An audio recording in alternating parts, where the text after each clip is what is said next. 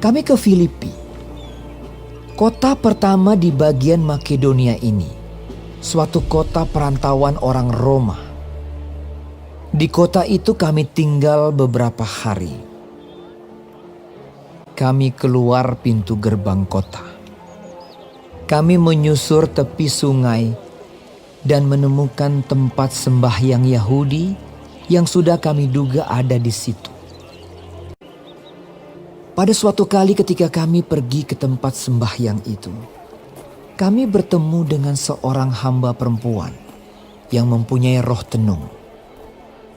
Dengan tenungan-tenungannya, tuan-tuannya memperoleh penghasilan besar. Ia mengikuti Paulus dan kami dari belakang sambil berseru. Katanya, "Orang-orang ini adalah hamba Allah yang Maha Tinggi. Mereka memberitakan kepadamu jalan kepada keselamatan." hal itu dilakukannya beberapa hari lamanya. Tetapi ketika Paulus tidak tahan lagi akan gangguan itu, ia berpaling dan berkata kepada roh itu, "Demi nama Yesus Kristus, aku menyuruh engkau keluar dari perempuan ini." Seketika itu juga keluarlah roh itu.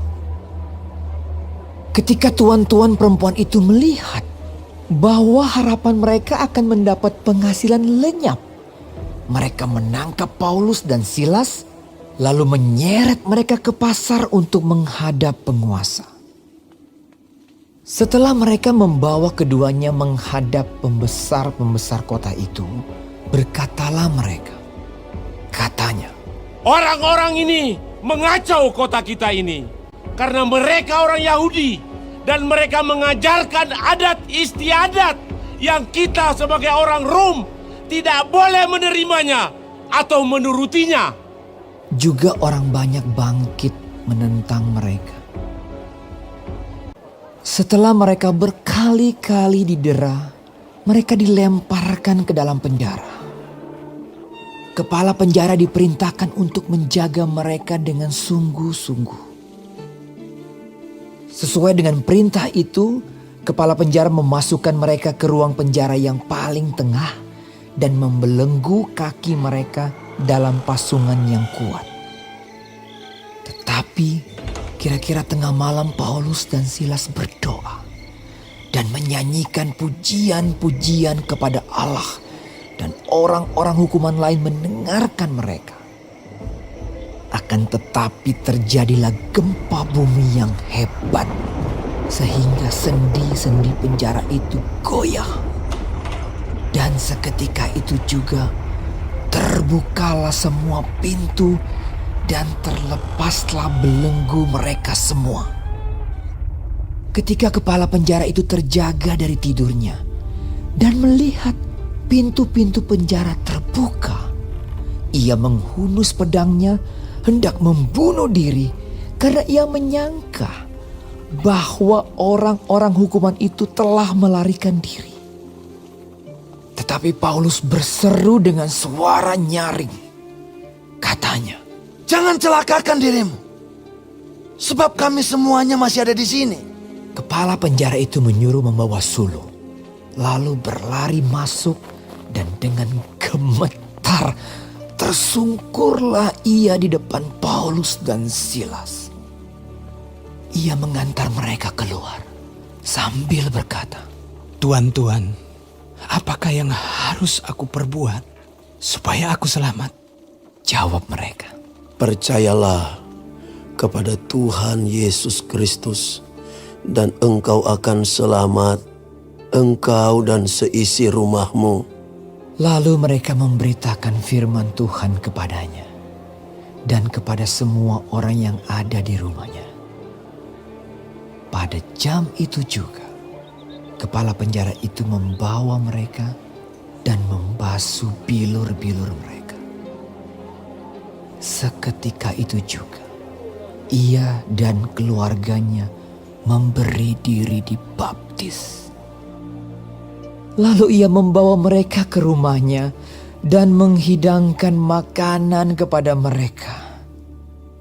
Dan ia sangat bergembira bahwa ia dan seisi rumahnya telah menjadi percaya kepada Allah.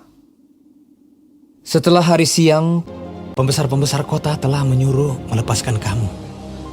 Jadi keluarlah kamu sekarang dan pergilah dengan selamat.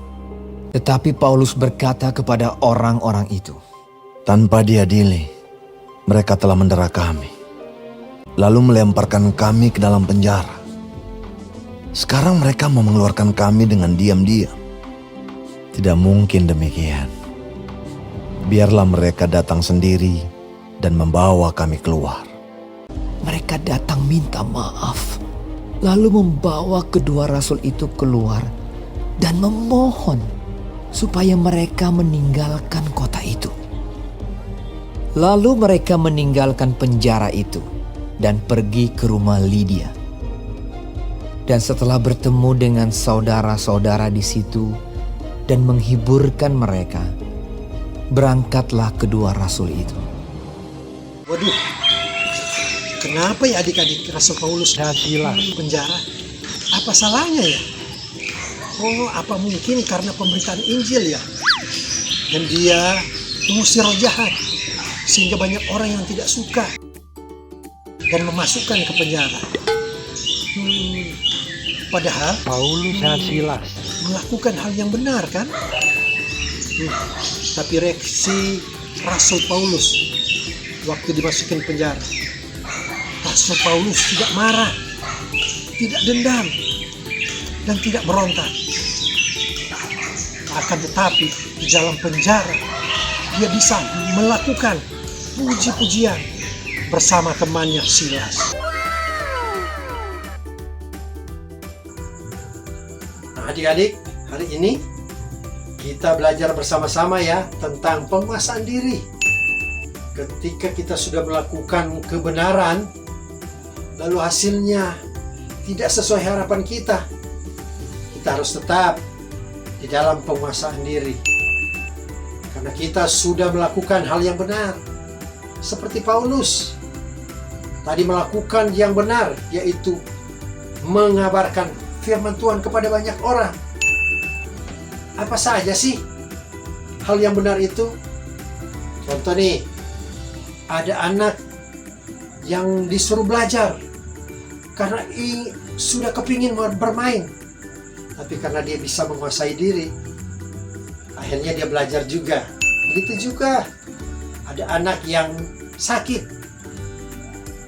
disuruh minum obat, tapi karena dia lihat kakaknya bawa es krim, ngiler dia.